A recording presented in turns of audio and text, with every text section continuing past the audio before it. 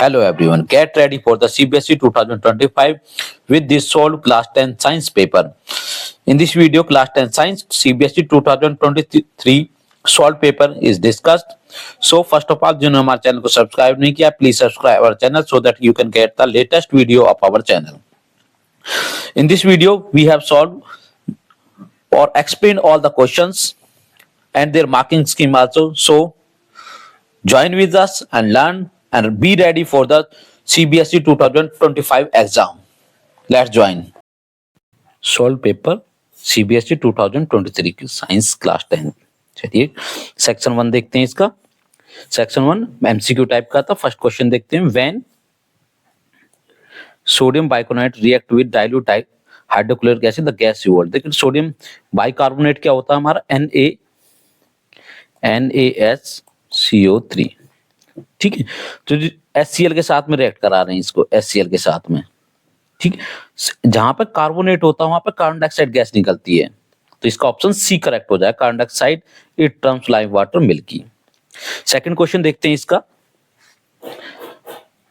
Second question है हमारा when aqueous solution of potassium iodide and lead nitrate are mixed and insoluble substance separate out. The chemical equation for the reaction is. देखिए question में क्या कह रहा है, aqueous solution है potassium iodide का, तो हमारे को सारे ऑप्शन पोटेशियम आयोडाइड के. ठीक है, ठीक है. और ये कह रहा and lead nitrate. Lead nitrate का फार्मूला होता है PbNO3 होल ट्वाइस. तो ये तो गलत हो गया, पहला ऑप्शन हमारा गलत है.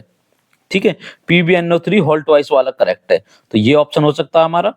और ये सेकंड भी हो सकता है, सी भी.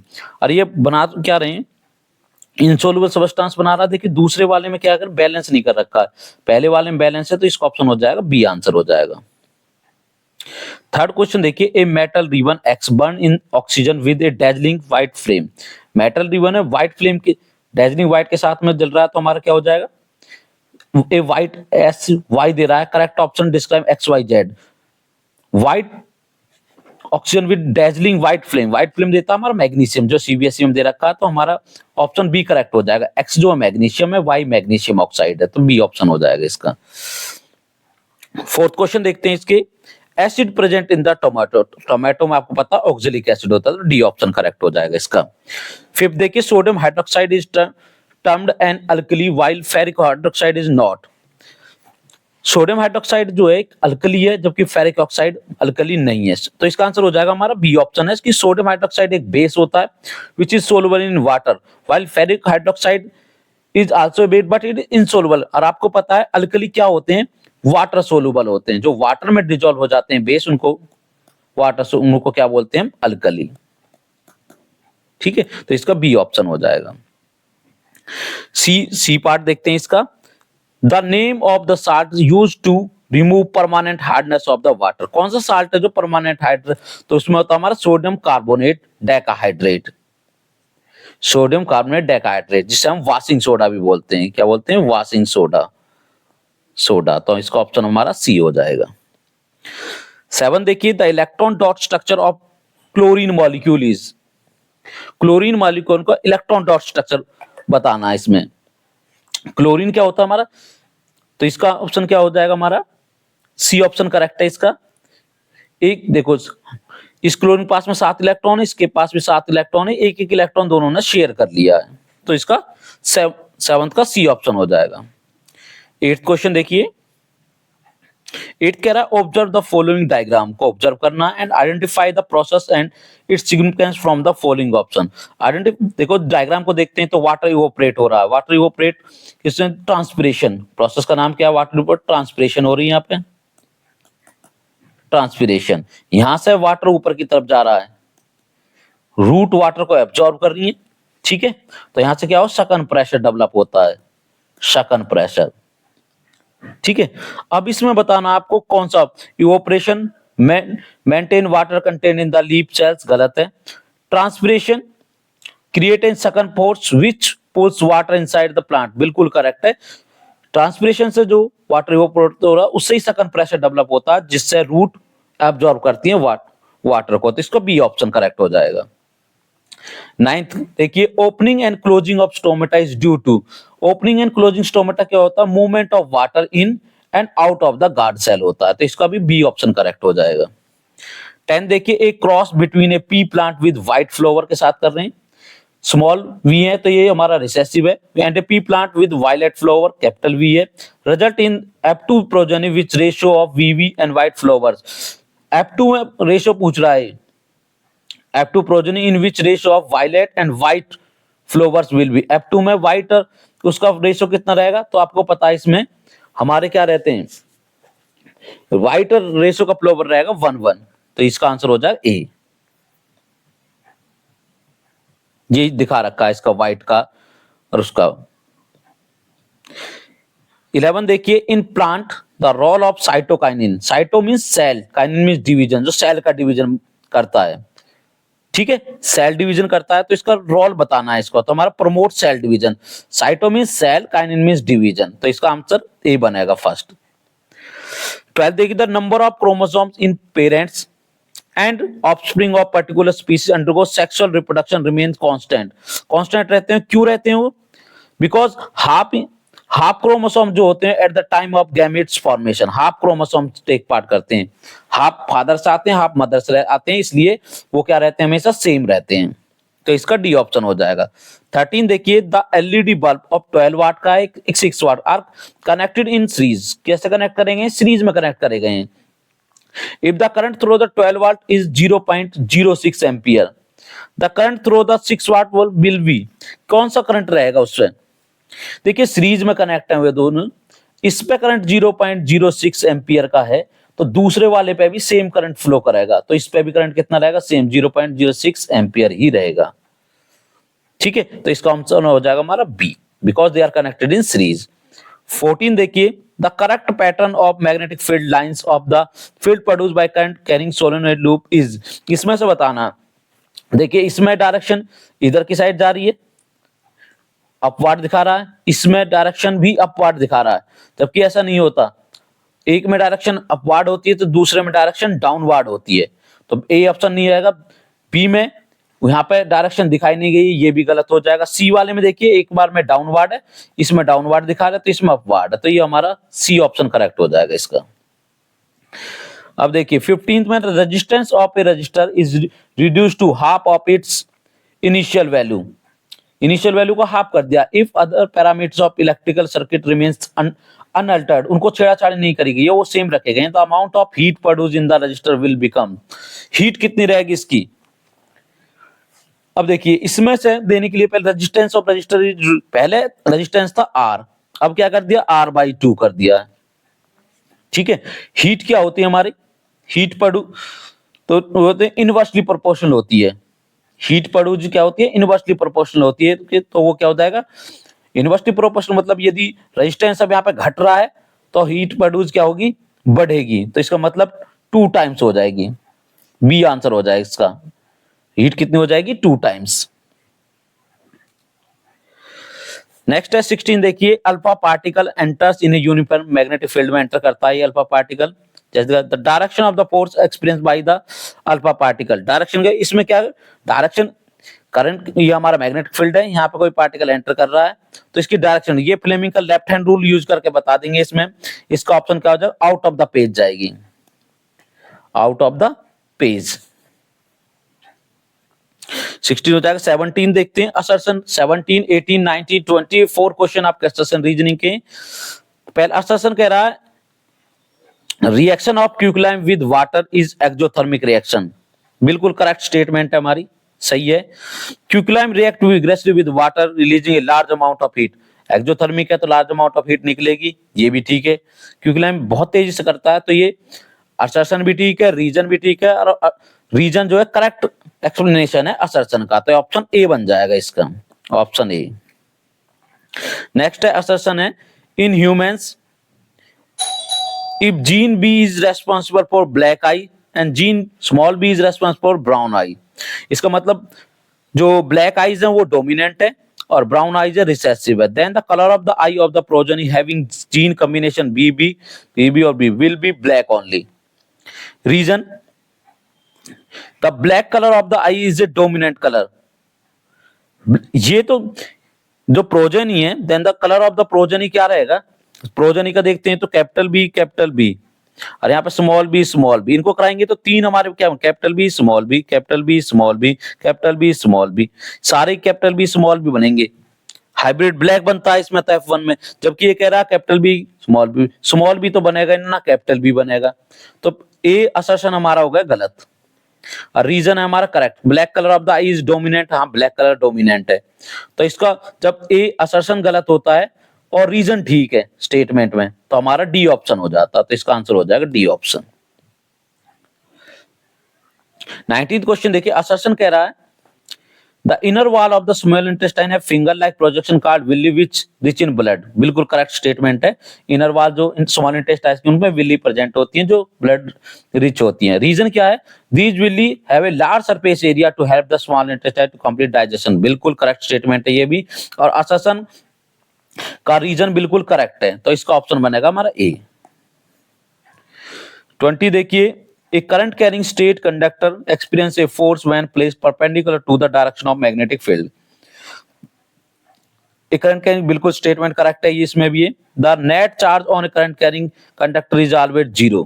हाँ नेट चार्ज जीरो होता है उसमें, लेकिन इस असर्शन और रीजन का कोई रिलेशनशिप नहीं बैठ रहा। इसका मतलब है रीजन करेक्ट नहीं है इसके लिए, असर्शन के लिए। तो इसका आंसर बनेगा बी। स्टेटमेंट दोनों करेक्ट हैं। अब सेक्शन बी कर देखते हैं। तो सेक्शन बी हमारा 2 मार्क्स का क्वेश्चंस होते हैं। उसमें देखिए क्या रहा है, एक student took small amount of copper oxide लेता है in a conical flask. Conical flask तो क्या लिया? कॉपर ऑक्साइड, CuO लिया उसने। To it with a constant stirring, इसमें हाइड्रोक्लोरिक एसिड ऐड कर दिया, उसमें HCl ऐड किया है, ठीक है। He observe the change in the colour of the solution. Colour right the, अभी कह रहा है कलर ऑब्जर्व किया उसने, कलर चेंज हो गया इसका। Right the name of the compound form it's. देखिए कॉपर ऑक्साइड जब HCl के साथ में कॉपर क्लोराइड बनाएगा, ठीक है, CuCl2 बनाएगा। क्या फॉर्म करेगा? Compound formed is copper chloride और क्यूप्रिक क्लोराइड बोल देते हैं इसको, ठीक है। CuCl2 बनेगा। ये फर्स्ट का आंसर हो गया। सेकंड के right balance equation of the reaction. Balance equation में क्या करेंगे हम इसके में? CuO प्लस HCl, ठीक है। और इसमें देखिए name the compound form and its colour, colour भी पूछा है इसका। तो कलर इसका क्या होता है? ब्लू ग्रीन कलर होता है कॉपर क्लोराइड का, ब्लू ग्रीन। नेक्स्ट बैलेंस के, तो इसमें क्या होगा? CuCl2, ये तो CuCl2 बन गया। अब क्या बता, H चाहिए होते हैं, ये क्या बना देंगे आपके? वाटर फॉर्मेशन कर देंगे, प्लस H2O। और रिएक्शन जो है इसमें देखें तो यहाँ पे भी एक कॉपर है, यहाँ पे भी है। यहाँ पे हाइड्रोजन 2 है, यहाँ पे एक हाइड्रोजन, यहाँ पे 2 है, तो 2 लगा देंगे, 2HCl। अब ये रिएक्शन हो गई बैलेंस। तो इसकी मार्किंग कैसे थी आपकी? हाफ मार्क्स तो आपको बताना था कि कौन सा बनेगा, कॉपर क्लोराइड बनेगा, हाफ मार्क्स उसका है। और कलर लिखने का आपको हाफ मार्क्स, और 1 मार्क्स बैलेंस केमिकल रिएक्शन का था इसमें। 22nd क्वेश्चन देखते हैं। Name the part of brain which is responsible for following action. Brain का उस पार्ट को बताना है जो इन पोजीशन के लिए रेस्पॉन्सिबल होता है। ब्रेन का part maintaining the posture and balance. Posture और बैलेंस बनाता है आपका सेरिबिलम। क्या बनाता है? सेरिबिलम हो जाएगा इसका answer. Beating of heart beat को कौन करता है? आपका मेडुला, मेडुला आंसर हो जाएगा इसका। थिंकिंग का पार्ट कौन सा होता है? फोरब्रेन होता है, जिसका नाम होता है सेरिब्रम। तो इसका आंसर सेरिब्रम हो जाएगा, सेरिब्रम। इसका ब्लड प्रेशर को मेंटेन करता है, वो भी मेडुला ही करता है। तो इनका आंसर लिख देंगे इस तरीका से, सेरिबिलम, दूसरे का मेडुला, तीसरे का सेरिबिलम, और चौथे का मेडुला। इन सभी के आपको हाफ हाफ मार्क्स मिलेंगे। मार्किंग कैसे रहेगी? Half half half half half half. दूसरे इसमें और में या तो ये कर सकते हैं, ये इंटरनल चॉइस दी गई। Where are oxygen synthesise in the plants. Oxygen कहां सिंथेसाइज होते हैं? At the tip of the plants होते हैं। Which organ of the plant shows positive phototropism. Positive phototropism कौन शो करता है? सूट करता है, shoot. Negative geotropism, negative geotropism, और वो नेगेटिव तो वो भी सूट ही करता है। पॉजिटिव हाइड्रोट्रोपिज्म, हाइड्रोजन वाटर की तरफ तो रूट आ जाएगा हमारा, ठीक है। तो इसमें आंसर हो जाएंगे इसके, इस तरीका से लिखने हैं आपके। Oxygen positive shoot, negative shoot, positive hydrotropism root. इन सभी का आपको हाफ हाफ मार्क्स है। ऑक्सीजन लिखने का हाफ मार्क्स है, इसका हाफ है, इसका भी हाफ है, और इसका भी हाफ है। 23 देखिए, right one specific function of each of the following organ in relation with the excretion in human being. Human excretion में जो हमारा किडनी का डायग्राम, किडनी का फंक्शन होता है उससे रिलेटेड क्वेश्चन है। स्पेसिफिक फंक्शन बनाना, रीनल आर्टरी का क्या फंक्शन होता है, यूरिथ्रा का क्या फंक्शन है, ग्लोमेरुलस का क्या फंक्शन होता है, ट्यूबुलर पार्ट ऑफ नेफ्रॉन का क्या फंक्शन है, इनके फंक्शन लिखने हैं।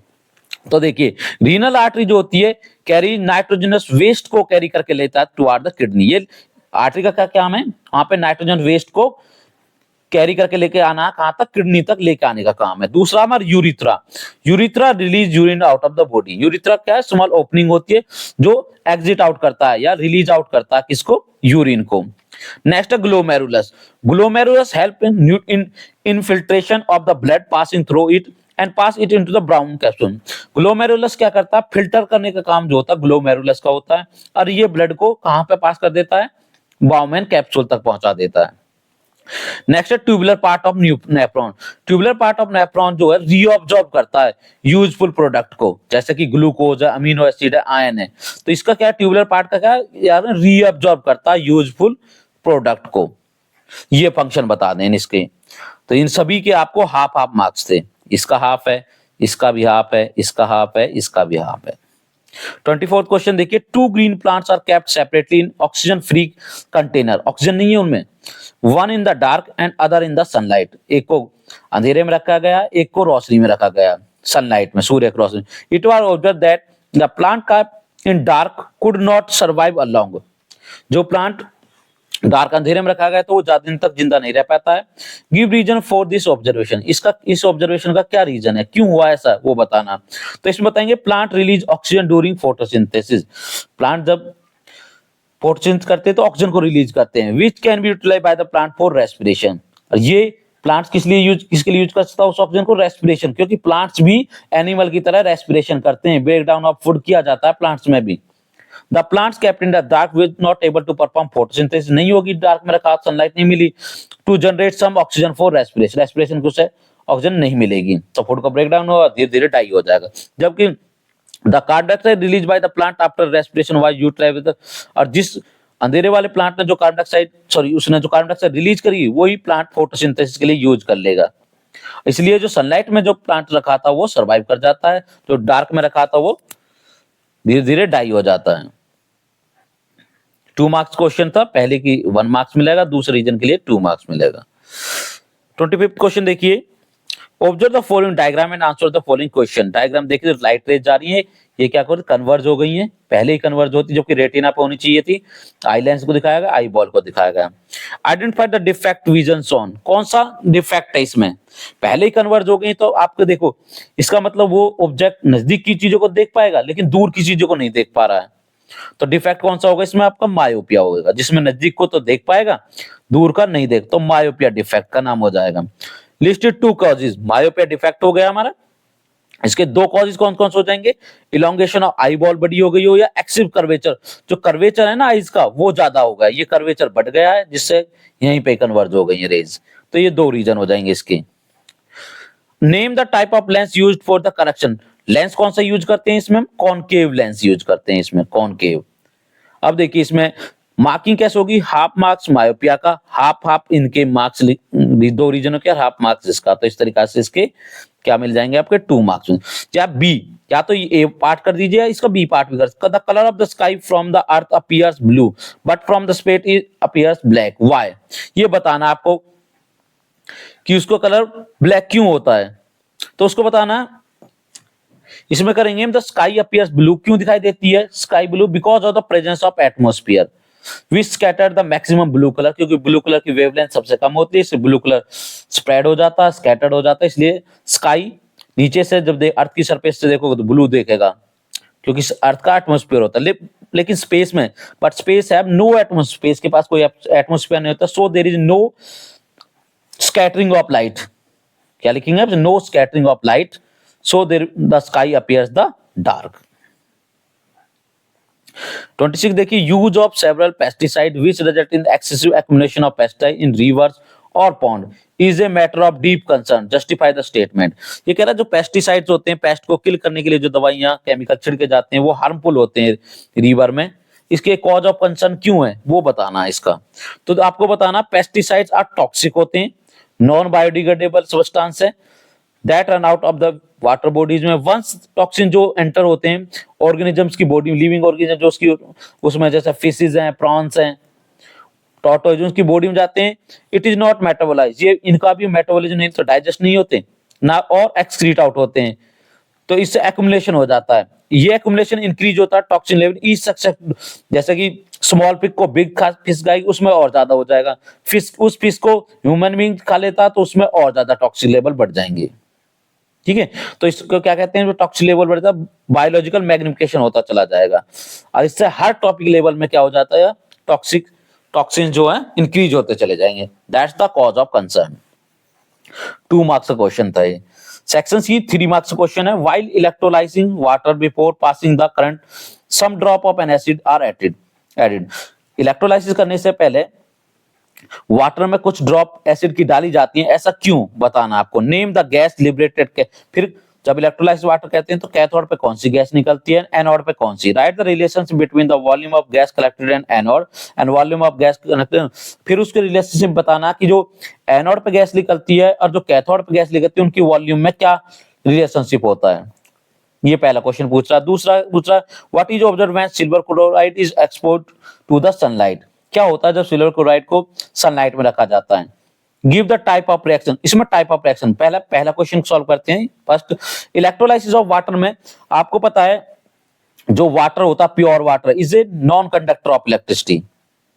ठीक है, नॉन कंडक्टर होता है और उसको कंडक्ट बेटर कंडक्टर बनाने के लिए क्या करते हैं, इसमें वाटर किसकी बात करें, डिस्टिल वाटर लिया गया है। यहाँ पे कौन सा वाटर लिया जाता है, डिस्टिल वाटर क्या होता है, नॉन कंडक्टर होता है इलेक्ट्रोलाइट का, तो उसको कंडक्टर बनाने के लिए हम क्या करते हैं, एसिड डाल देते हैं कुछ ड्रॉप्स उसमें।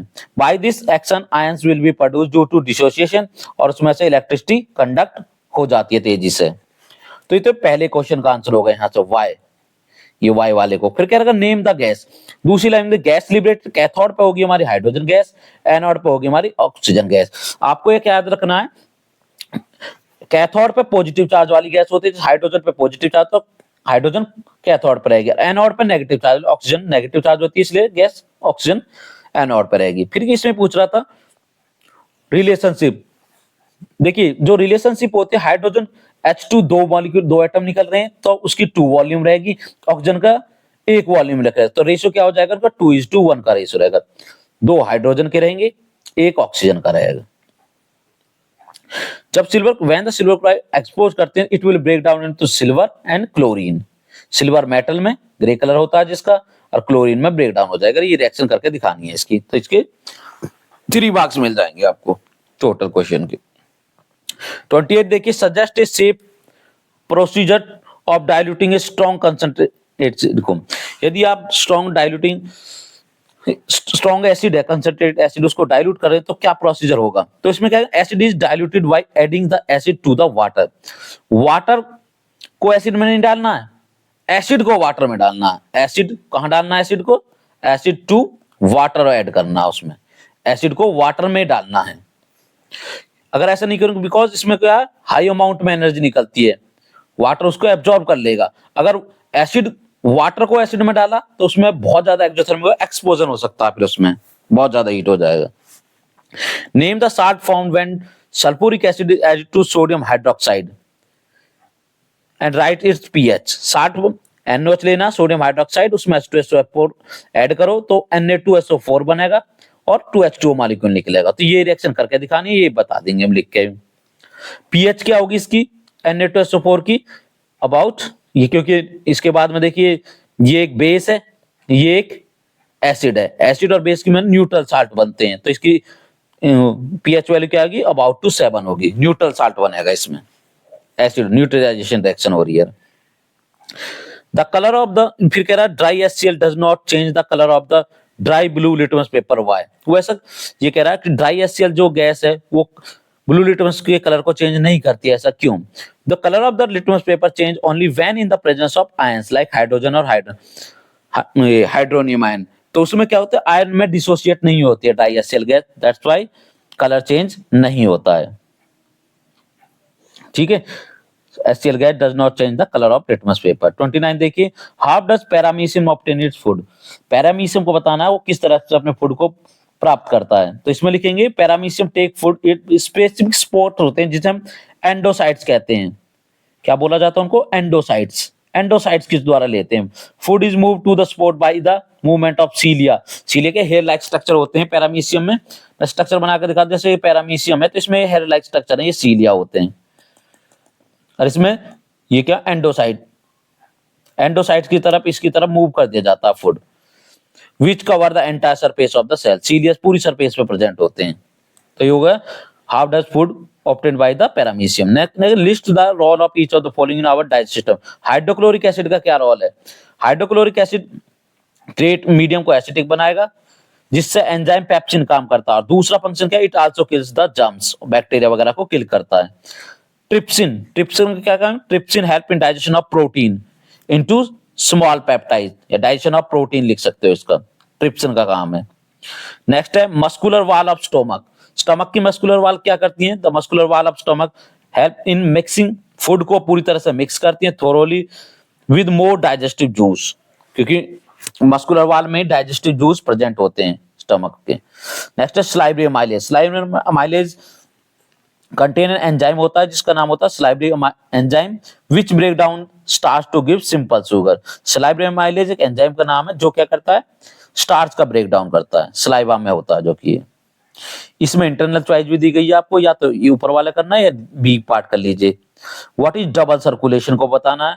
Why is separation of right side and left side of heart useful, क्यों होता है? How does it help bird and mammals, bird और मैमल्स को ये किस तरीका से हेल्प करता है? तो पहले डबल सर्कुलेशन का मीन्स होता है during which blood pass twice, blood क्या 2 बार पास होता है हार्ट से ड्यूरिंग वन कंप्लीट साइकिल, एक साइकिल के दौरान हार्ट से 2 बार ब्लड का पास होने को क्या कहते हैं? डबल सर्कुलेशन बोलते हैं। Blood is circulated to the body tissue through systemic circulation and to the lungs through pulmonary circulation. एक बार में ब्लड आता है लंग्स से, फिर उसी टाइम पे दूसरे ऑर्गन्स में जाता है, इसलिए क्या है? डबल सर्कुलेशन है। तो सेपरेशन राइट और लेफ्ट को सेपरेट क्यों किया गया? उसका रीजन है separation of right and left side of the heart help in separating. इससे क्या होता है? ऑक्सीजनेटेड ब्लड और डीऑक्सीजनेटेड ब्लड को सेपरेट किया जाता है, जिससे क्या होता है? Absent supply of oxygen body cells, सभी सेल्स को अच्छी ऑक्सीजन की सप्लाई मिल जाती है। बर्ड्स और मैमल्स आर वार्म ब्लड होते हैं एनिमल्स से, since they require more energy चाहिए इन्हें मेंटेन अपने बॉडी को टेम्परेचर को मेंटेन करने के लिए, इसलिए इनमें भी ब्लड को क्या करा जाता है? सेपरेट करा जाता है ताकि ज्यादा एनर्जी ऑक्सीजन के फॉर्म में पहुंच सके, फूड का ब्रेकडाउन हो जल्दी से जल्दी, इसलिए। नेक्स्ट है 30th question, define the term in the context of diverging mirror. Diverging mirror के प्रिंसिपल फोकस को डिफाइन करना, फोकल लेंथ को डिफाइन करना और ड्राई लेवल diagram to illustrate your answer को बताना है। ठीक है, इसका भी पार्ट भी है। पहले हम इसको प्रिंसिपल फोकस क्या होता है? इट इज द पॉइंट, आपको पता है प्रिंसिपल फोकस क्या हो? पॉइंट होता है on the axis of principal axis पे होता है, जो कि mirror which is parallel rays to of the light appears to diverge after reflection from the dive. इसमें क्या पैरेलल रेज क्या होती है? कन्वर्ज होती दिखाई देती है हमारे प्रिंसिपल फोकस पे। ठीक है, फोकल लेंथ क्या होती है? डिस्टेंस बिटवीन द पोल और प्रिंसिपल फोकस के बीच की जो डिस्टेंस होती है उसे क्या बोलते हैं? फोकल लेंथ बोला जाता है। इस लेंथ को क्या बोलते हैं? Focal length. अब इसको ड्रा करके दिखाना था, ये ड्रा कर दिया हमने, ये इस तरीका से ड्रा होगा। इसमें ही सेकंड पार्ट था इसका, या तो ए पार्ट करना है बी पार्ट। बी पार्ट क्या है? An object of height 10 centimetre place 20 centimetre from optical centre, converging lens of focal length 15 centimetre, calculate the image distance and height of the. देखिए एक ऑब्जेक्ट बता रखा जिसकी हाइट दे रखी है आपको, क्या दे रखा है? h दे रखा है, हाइट दे रखी है कितनी? 10 centimetre, placed 20 centimetre away from the, तो इसका मतलब u दे रखी है आपको -25 सेंटीमीटर। और फोकल लेंथ है उसकी, क्योंकि कन्वर्जिंग लेंस है, कन्वर्जिंग लेंस कौन सा होता है हमारा? Convex lens. कन्वर्जिंग लेंस कौन सा है? कॉन्वेक्स लेंस है। तो इसमें हम जो फोकल लेंथ लेते हैं हमारी वो क्या रहती है? पॉजिटिव रहती है इसमें, क्योंकि लेफ्ट साइड की राइट साइड की लेते हैं, इसमें राइट साइड की फोकल लेंथ ये लेंगे तो ये क्या होती है? पॉजिटिव। तो इसमें आपको h की वैल्यू दे रखी है 10 सेंटीमीटर, ऑब्जेक्ट डिस्टेंस u की वैल्यू माइनस, हमेशा माइनस में लेनी है, फोकल लेंथ आपको पॉजिटिव लेनी है क्योंकि कन्वर्जिंग कॉन्वेक्स लेंस है, कॉन्वेक्स लेंस में क्या लेंगे? पॉजिटिव ली जाती है। इमेज डिस्टेंस v की वैल्यू निकालनी है, तो इसमें हम लेंस फॉर्मूला अप्लाई करेंगे 1/f is equal to 1/v minus 1/u। ठीक है, अब हमें निकालना क्या 1/v, तो इसको यहीं रखेंगे, इसको इधर लेके जा रहे हैं हम, इधर लेके जाएंगे तो यहाँ पे माइनस में, तो यहाँ पे प्लस में हो जाएगा 1/f प्लस 1/u। तो इनकी वैल्यू रख देंगे 1/15 प्लस 1 में माइनस 25। इसको सॉल्व करेंगे तो हमारा आ जाएगा 75 ये 2/75। उल्टा करेंगे क्योंकि हमें v निकालनी है, तो 75/2 ये 37.5 सेंटीमीटर हो जाएगा। हाइट का फॉर्मूला होता है height of the image upon में height of the object is equal to, क्योंकि ये लेंस का केस है तो यहाँ पे प्लस v अपॉन यू लेते हैं, तो यहाँ से हमारा हाइट ऑफ द इमेज क्या हो जाएगा v अपॉन यू इंटू में हाइट ऑफ द ऑब्जेक्ट हो जाएगा, मल्टीप्लाई कर देंगे तो 37/5 और हमने v की वैल्यू रख दी 10 और u की वैल्यू -25 रख दी है। ठीक है, तो हमारा हाइट आ जाएगी माइनस के 15 सेंटीमीटर। माइनस साइन रिप्रेजेंट करता है इमेज कैसी है, इन्वर्टेड है, रियल है। ठीक है, और कहां पे फॉर्म हुई है 37.5 सेंटीमीटर दूर जाके ऑप्टिकल सेंटर से फॉर्म हुई है। 31st क्वेश्चन देखिए, the power of lens, power lens की पावर दे रखी है +4 डायोप्टर। इसका मींस क्या है, कॉन्वेक्स लेंस है हमारा। कौन सा लेंस है, कॉन्वेक्स। कॉन्वेक्स लेंस की हमारी पावर क्या होती है, पॉजिटिव है। Find the focal length of this lens, हमें एफ निकालना है। एफ क्या है, an object placed, object 50 centimetre है, एफ यू की वैल्यू दे रखी है आपको -50। अब देखिए power, find the focal length, अब आपको पता है पावर क्या होती है, पावर होती है हमारी 1/f, तो f निकालनी है तो क्या हो जाएगा 1/p। अब p की वैल्यू रख देंगे यहाँ पे 1/4, तो ये हो जाएगा हमारे 0.25 मीटर और 25 सेंटीमीटर, ये हो जाएगी। u की वैल्यू -50 सेंटीमीटर दे रखी है, फोकल लेंथ हमने निकालनी है 25 सेंटीमीटर।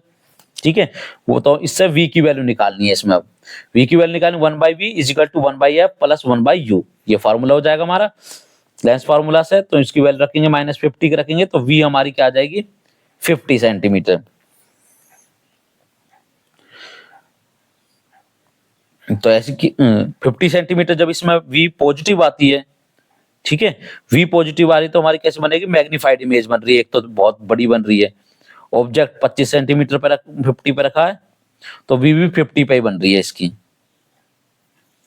क्योंकि इसमें पॉजिटिव कॉन्वेक्स लेंस हमारा, मैंने पहले बताया था पॉजिटिव पावर है, तो कॉन्वेक्स लेंस, कॉन्वेक्स लेंस में राइट में बनती है, राइट में पॉजिटिव में आएगी, और दोनों ही 50-50 आ रही हैं तो -1 इसका मैग्निफिकेशन आ जाएगा 50 अपॉन में -50 -1।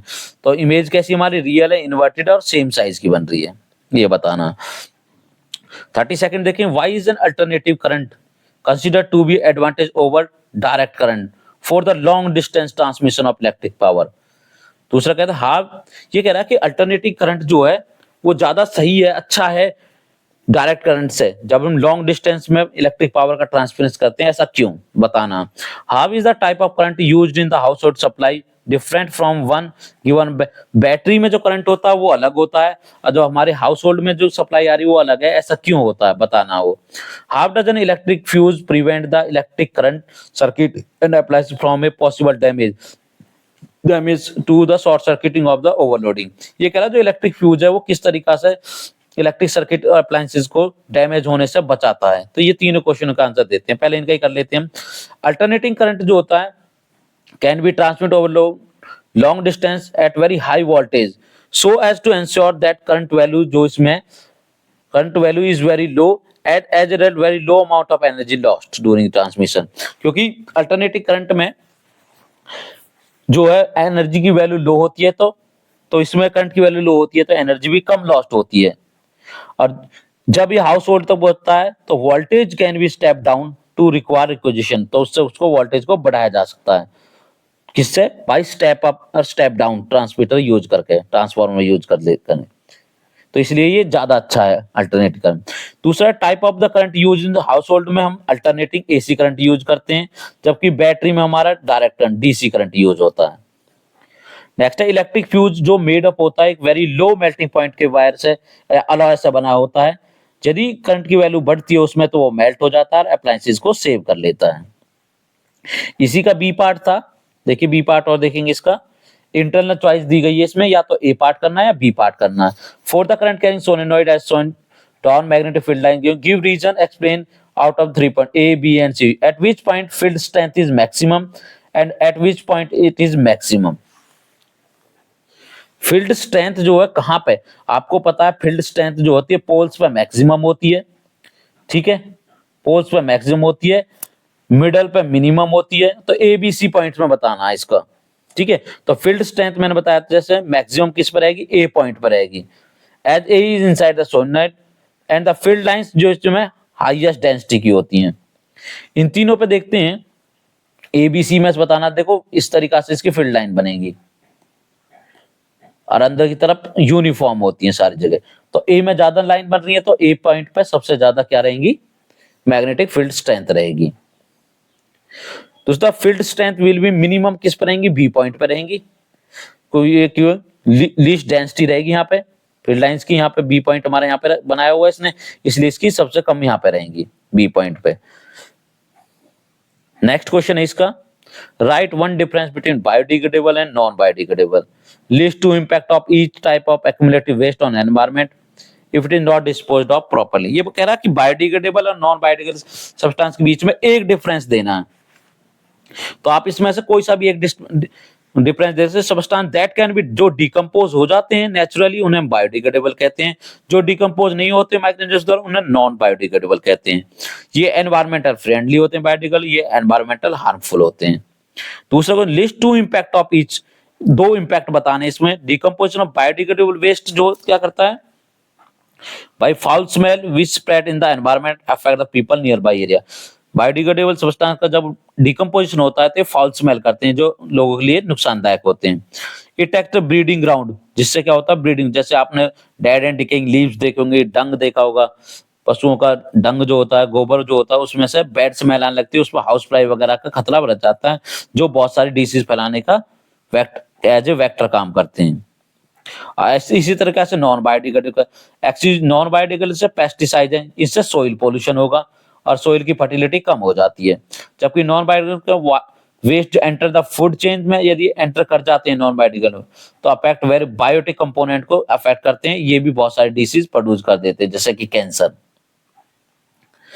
Next, draw the structure of the following, option section D हमारा 5 मार्क्स का क्वेश्चन है, इसमें 5 मार्क्स वाले हैं ये, ठीक है, लॉन्ग आंसर क्वेश्चन बोलते हैं इसके। ये कह रहा है draw the structure of following, draw करना है कंपोनेंट, ब्यूटेनोइक एसिड का स्ट्रक्चर ड्रॉ करना है आपको, और दूसरा क्लोरोपेंटेन का, ब्यूटेनोइक है CH3COH ग्रुप है हमारा, सॉरी इसमें आपका COH ग्रुप है, तो इसका फॉर्मूला क्या बनेगा, स्ट्रक्चर बनाना आपको, तो ब्यूटेनोइक में क्या करेंगे आप, पहले तो COH लिख दीजिए, COH ग्रुप रहेगा, और ब्यूटेन है 4 कार्बन है, 2 3 4 कार्बन कंपाउंड बनाना है, ठीक है, और बाकी पे सब पे हाइड्रोजन लगा देंगे, इधर हाइड्रोजन, इधर हाइड्रोजन, इधर हाइड्रोजन, ठीक। इसका ऐसे क्लोरोपेंटेन, पेंटेन मींस 5 कार्बन का कंपाउंड बनाना है। फिर बताना how are the structure and the structure second जो है गिवन, एक दूसरे से किस तरीका से रिलेटेड है, जो स्ट्रक्चर दे रखे हैं पहला और दूसरा, give the reason to justify the answer. देखिए इसमें देखते हैं, देखिए इसमें कार्बन गिनते हैं 1 2 3 4 5 6 कार्बन है, इसमें 1 2 3 4 5 6 ही कार्बन है। हाइड्रोजन 3 3 3 6 2 8 3 11 3 14 हाइड्रोजन है। इसमें देखते हैं 3 2 5 3 8 3 11 14। देखिए दोनों का फॉर्मूला सेम आ रहा है, ये क्या हमारा C7H14 आ रहा है इसमें, 1 2 3 4 5 6 सी, इसका फार्मूला क्या बन रहा है इस वाले का C6H14, इस वाले का क्या बन रहा है C6H14, लेकिन स्ट्रक्चर डिफरेंट है, तो एक दूसरे के क्या आइसोमर्स हो जाएंगे, ठीक है। आंसर लिखेंगे इसका, द स्ट्रक्चर ऑफ ब्यूटेनिक एसिड इस तरीका से ड्रा करना, स्ट्रक्चर ऑफ क्लोरोपेंटेन इस तरीका से ड्रा करना। स्ट्रक्चर मैंने बताया तो दोनों क्या है आइसोमर्स है, क्योंकि फार्मूला सेम है लेकिन स्ट्रक्चर डिफरेंट है, तो दोनों एक दूसरे के आइसोमर्स है। अनदर आइसोमर्स एंड हेक्सेन का बनाना है, ठीक है, इस तरीका से बना देंगे। दूसरा इसमें क्वेश्चन था सैचुरेटेड और अनसैचुरेटेड कंपाउंड के बीच में डिफरेंस करना था, जिसका इसका और में भी क्वेश्चन था, देखिए या तो इसे कर सकते हैं आप, इसी में ये थर्ड पोर्शन था इसका, differentiate saturated unsaturated carbon on the basis of the general formula, तो हमारा सैचुरेटेड का जनरल फार्मूला क्या होता है? जनरल पर CnH2n+2। तो हमारा सैचुरेटेड का फार्मूला अल्केन का, इनका क्या CnH2n और CnH2n-2। ठीक है, अल्कीन का ये अल्कीन का फार्मूला हो जाएगा, ये अल्काइंस का फार्मूला। तो इसका डिफरेंस जो देना था ना फार्मूले के बेस पे देना था। और दूसरा डिफरेंस इसमें आप बताओगे कि ये सिंगल बॉन्ड होते हैं सैचुरेटेड, ये डबल बॉन्ड होते हैं। इसका सेकंड पार्ट और मैं भी एक क्वेश्चन पूछ रखा, देखिए what happen when a small piece of sodium is dropped into ethanol. Ethanol में सोडियम को डालेंगे तो क्या होगा? राइट इक्वेशन फॉर दिस, इसकी इक्वेशन लिख के दिखानी है। दूसरा, why is glacial acetic acid, जिसे हम इथेनोइक एसिड बोलते हैं, called so. Glacial acetic acid क्यों कहा जाता है उसे वो बताना है। व्हाट हैपन व्हेन, क्या होगा जब इथेनॉल को हीट करेंगे 443 टेम्परेचर, किसके साथ में? कंसंट्रेटेड H2SO4 के साथ में। Write the role of concentrated H2SO4 in, H2SO4 का रोल बताना इसमें। फोर्थ क्वेश्चन इसमें ही है, राइट इक्वेशन फॉर शोइंग सैप्नोफिकेशन की इक्वेशन देनी है। तो इसका आंसर देखिए, इथेनॉल को जब रिएक्ट कर, इथेनॉल उसके साथ में सोडियम की रिएक्शन कराएंगे तो क्या बनाएगा? सोडियम इथॉक्साइड बनाएगा, CH3CH2ONA। ठीक है, सोडियम इथॉक्साइड बनाएगा, हाइड्रोजन गैस निकलेगी यार इसमें, ये बताना। दूसरा का freezing point of pure ethanoic acid 290 kelvin होता है। Hence it freeze during winter in cold climate, क्योंकि कोल्ड क्लाइमेट के टाइम यदि 15 डिग्री या उससे नीचे टेम्परेचर चला जाता है, 10 डिग्री 5 डिग्री, तो उस पे ये क्या हो जाता है? फ्रीज हो जाता है। That's why it is called as the glacial acetic acid. दूसरा, इथेनॉल को यदि हम हीट करेंगे, इथेनॉल को किसके साथ में? H2SO4 के साथ में 443 केल्विन टेम्परेचर, तो क्या बनाएगा? ईथीन बनाएगा और वाटर प्रोड्यूस करेगा। अब इसमें एक और क्वेश्चन हुआ, H2SO4 का क्या रोल है इसमें? It act as a dehydrating agent. किसकी तरह काम कर रहा है? डिहाइड्रेटिंग एजेंट की तरह। और क्या करता है? Remove the water molecule, ethanol से वाटर मॉलिक्यूल को रिमूव करता है। ये वर्क है हमारा H2SO4 का। इक्वेशन, सैप्नोफिकेशन की इक्वेशन लिखनी है, इसमें CH3CO, ये हमारा इथाइल इथेनोएट हो जाएगा या इथाइल एसीटेट, उसमें सोडियम हाइड्रोक्साइड की रिएक्शन करानी है तो ये बनना है CH3CO इथेनोएट या सोडियम एसीटेट बना देगा यहाँ पे, और इथेनॉल बाहर निकल जाएगा इससे। ये हमारी सैप्नोफिकेशन की रिएक्शन है। 35th क्वेश्चन देखिए, name and explain the two modes of asexual reproduction observed in hydra. Hydra में दो एसेक्सुअल मोड के रिप्रोडक्शन को बताना है, एक्सप्लेन करना है उनको अच्छी तरह। दूसरा क्वेश्चन है, व्हाट इज वेजिटेटिव प्रोपगेशन, क्या होता है उसको बताना, दो एडवांटेज उसके बताने हैं। तो पहले देखिए, दो मोड पढ़ाई भी हुए हैं। देखिए, दो मोड हाइड्रा में क्या होता है, यदि फेवरेट, दो मोड कब हो सकते हैं हाइड्रा में? एक फेवरेबल कंडीशन, एक अनफेवरेबल कंडीशन। तो बताना, फेवरेबल कंडीशन हो तो, कंडीशन है तो बडिंग होता है इसमें, बडिंग, और बडिंग को एक्सप्लेन करना है। अगर अनफेवरेबल कंडीशन हो तो अनफेवरेबल कंडीशंस, तब इसमें रीजनरेशन होता है। अब रीजनरेशन को इसमें एक्सप्लेन भी करना, एक्सप्लेन करके बताना, डायग्राम भी देना इसमें। ठीक है, ये इसमें बताया गया, बडिंग के स्मॉल पार्ट्स होता है, ये सारा कुछ लिख देना फिर इसमें, पर ये जरूर बताना फेवरेबल कंडीशन, अनफेवरेबल कंडीशन। ठीक है, और इसका डायग्राम भी देना। दूसरा है, व्हाट इज वेजिटेटिव प्रोपगेशन, क्या होता है उसको बताना है इसमें। तो आप बताएंगे, vegetative propagation is the development of new plant from the vegetative part. Vegetative part कौन कौन से बताने, वो भी रूट, स्टेम, लीव्स हो सकता है। एडवांटेज क्या है? एक तो क्विक मेथड होता है, such plant can bear flower and fruit earlier than those produce from the, ये जल्दी फ्लावर और फ्रूट दे देते हैं ये प्लांट्स। दूसरा, allowed propagation of the plants, जैसे बनाना, ऑरेंज है, दैट लॉस्ट कैपेसिटी पर, जिनमें सीड प्रोड्यूस नहीं होते उनमें भी ये प्लांट्स वेजिटेटिव प्रोपगेशन किया जा सकता है। All produce genetically similar to the plant, parental plants के सिमिलर होता है, फास्ट मेथड होता है, फास्ट मेथड ऑफ रिप्रोडक्शन, ये भी लिख सकते हो। 36 देखिए, how is electric current related to the potential difference across two terminal conductor. ये बताना, करंट और पोटेंशियल डिफरेंस में क्या डिफरेंस, वो रिलेशन होता है। तो आपको पता है पोटेंशियल डिफरेंस में डायरेक्टली प्रोपोर्शनल होता है करंट के, या करंट डायरेक्टली प्रोपोर्शनल है वोल्टेज के, ओम्स लॉ के अकॉर्डिंग कहता है, वो बताना। इसमें ड्रा लेवल circuit diagram to verify this relationship. तो इसमें हम स्ट्रेट लाइन ग्राफ ड्रा कर देंगे। ठीक है, circuit diagram banana. Why should an ammeter have low resistance, ammeter का रेजिस्टेंस लो क्यों होता है? टू VI ग्राफ A और B के लिए ड्रा करे गए हैं। combination of two resistors shown, give region which graph shows a series और which graph shows the resistor combination of resistors। Parallel में कौन से हैं इनमें से और सीरीज में कौन से हैं वो बताना। तो पहला बताना रेशियो ऑफ प्रोपोर्शन, वो हम बताया था हमारा V क्या है, डायरेक्टली प्रोपोर्शनल टू I होता है, या V is equal to IR होता है, या V अपॉन I क्या होता है हमारा R। ठीक है, ओम्स लॉ को एक्सप्लेन करना है इसमें। उसके बाद में ये हमने सर्किट डायग्राम बना के दिखा दिया है इनका, इसका जो इसमें पूछा गया है। ठीक है, अमीटर जो है मेजर अमाउंट ऑफ करंट जो कम होता है, उसका resistance of an ammeter should be zero as it always connect is series. क्यों रेजिस्टेंस कम क्यों रखते हैं उसका, क्योंकि वो सीरीज में कनेक्ट करा जाता है, इसलिए उसका रेजिस्टेंस कम रखा जाता है।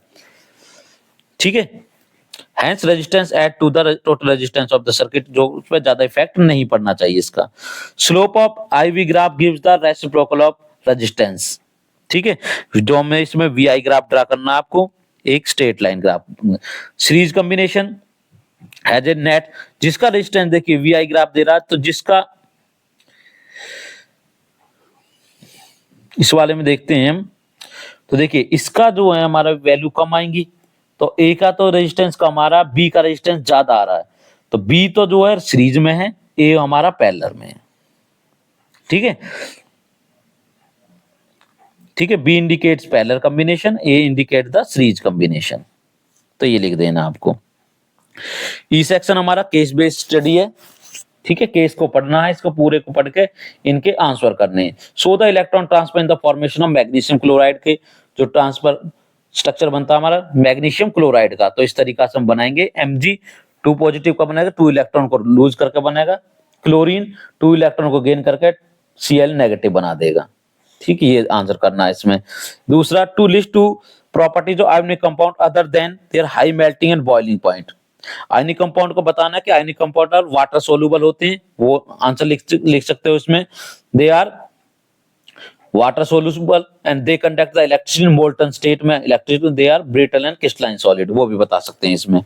और थर्ड इसमें क्वेश्चन था, while performed ionic compound say sodium chloride, why does sodium atom attain its stable configuration? Sodium atom क्यों अटेन करती है? सोडियम एटम अपना एक इलेक्ट्रॉन एक्स्ट्रा होता है, तो उसकी जो नियरेस्ट वैलेंस कॉन्फ़िगरेशन होती है वो उसको अटेन कर लेते हैं। देखिए इसमें से क्या 2-8 आ जाएगी इसकी वैलेंस कॉन्फ़िगरेशन, इसलिए स्टेबल हो जाते हैं। दूसरा क्वेश्चन इसी का और भी पूछा गया था, give reason why ionic compound is solid state not conduct electricity. Ionic compound क्योंकि वो आयंस में डिसोसिएट नहीं होते हैं, solid due to absent of free ions नहीं होते हैं, इसलिए सॉलिड स्टेट में कंडक्शन नहीं करते हैं। मोल्टन स्टेट में करेंगे क्योंकि वहां पे फ्री आयंस प्रेजेंट हो जाते हैं। Reduction take place at cathode पे रिडक्शन होगा, 2 हाइड्रोजन 2 इलेक्ट्रॉन लेके H2 बना देगा यहाँ पे। 38 देखिए, the most obvious outcome of the reproductive process at generation individual, ये केस पढ़ना है। फिर उसके बाद why are offspring of human being is not a true copy of his parents in sexual reproduction, में ट्रू कॉपी क्यों नहीं होते हैं वो बताना। तो इसका आंसर है क्योंकि इसमें 50-50% कॉम्बिनेशन होता है जीन्स का, हाफ जीन्स जो है मदर से आते हैं, हाफ फादर से होते हैं, इसलिए वेरिएशन आता है, एग्जैक्ट कॉपी नहीं बन सकता। नेक्स्ट है, while perform experiment on inheritance in plants, what is the difference between F1 and F2 generation में क्या डिफरेंस होता है? देखिए F1 जनरेशन में जो है जो डोमिनेंट जीन होता है वही निकल के आता है, जबकि F2 जनरेशन में रिसेसिव जीन भी दिखाई पड़ता है। ठीक है, range of dominant to recessive होते हैं, लेकिन F1 में सारे ही डोमिनेंट होते हैं, ये बताना। इसमें और है, why do say variation are useful for survival of species, variation जो हो रही है वो स्पीसीज सर्वाइवल में किस तरीका से यूजफुल है वो बताना है इसमें। Variation help in the organism to become more adapted, changing environment की जो कंडीशन है वो चेंज होती है, उसके अकॉर्डिंग हमारी वेरिएशन बहुत जरूरी होती है। दिस हेल्प, जिससे एडवर्स जो कंडीशन है उसमें भी ऑर्गेनिज्म सर्वाइव कर पाता है, ये बताना है इसको। 39 लास्ट क्वेश्चन देखते हैं इसके, ये बता determine the speed of light in diamond if the refractive index of diamond with respect, diamond का रिफ्रैक्टिव इंडेक्स 2.42 दे रखा है, स्पीड ऑफ लाइट दे रखी है आपको 3 × 10⁸ मीटर पर सेकंड। तो इसमें क्या करेंगे हम, एब्सोल्यूट रिफ्रैक्टिव इंडेक्स कैसे, speed of light in vacuum अपना speed of light in medium. तो हमारा स्पीड 2.42 तो रिफ्रैक्टिव इंडेक्स दे रखा है, स्पीड ऑफ लाइट भी दे रखा है, तो इसको क्या स्पीड ऑफ लाइट अपॉन में refractive index of medium, diamond का इंडेक्स लिख देंगे, तो speed of light in diamond आ जाएगी हमारी 1.24 × 10⁸ मीटर पर सेकेंड। सेकेंड पार्ट इसका था, refractive index gas, water, carbon dioxide का है 1.5, 1.33, 1.62, ये ग्लास का 1.5, वाटर का 1.33, कार्बन डाइसल्फाइड का 1.62. If a ray of light is incident in this media at the same angle, then write the increasing order of the angle of refraction in this media. सब ज्यादा angle of refraction किस में रहेगा? देखिए सब ज्यादा रहेगा वाटर में, उसके बाद में रहेगा ग्लास में, और सब उसके बाद रहेगा आपका कार्बन डाइसल्फाइड में. ठीक है, ये दे रखा आपको. नेक्स्ट है इसका और में भी क्वेश्चन था, ये इसमें स्पीड ऑफ लाइट ग्लास में ये है, वाटर में इतनी दे रखी है. Which of the two is optical denser and why? कौन सा ऑप्टिकल डेंसर है? Speed of light is more रहेगी, मोर इन रेयर मीडियम. अब इसमें रेयर मीडियम क्या है? ग्लास है. सो द ग्लास जो है डेंसर है और हमारा वाटर जो है रेयर है. तो स्पीड जो है वाटर में ज्यादा रहेगी in comparison to glass. When the light is incident at normal glass, it does go straight जाती है उसमें से, no bending, उसमें bending नहीं होगा, because light prefer to go to the shorter path. इसमें ही एक न्यूमेरिकल प्रॉब्लम में क्वेश्चन पूछ रखा है एब्सोल्यूट रिफ्रैक्टिव इंडेक्स का. ठीक है, वैक्यूम में और वाटर में स्पीड ऑफ लाइट बतानी है आपको, तो हम इसमें इस तरीका से बता देंगे.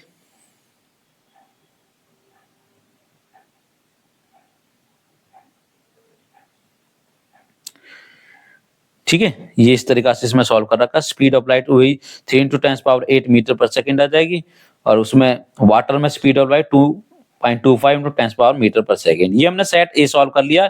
यदि आपको वीडियो अच्छी लगी है तो मैं सेट बी को भी एक्सप्लेन कर दूंगा, ये आपको कॉमेंट में लिख के बता सकते हो कि आपको चाहिए. तो प्लीज लाइक करना वीडियो को, like, comments and share. Thank you. Have a nice day.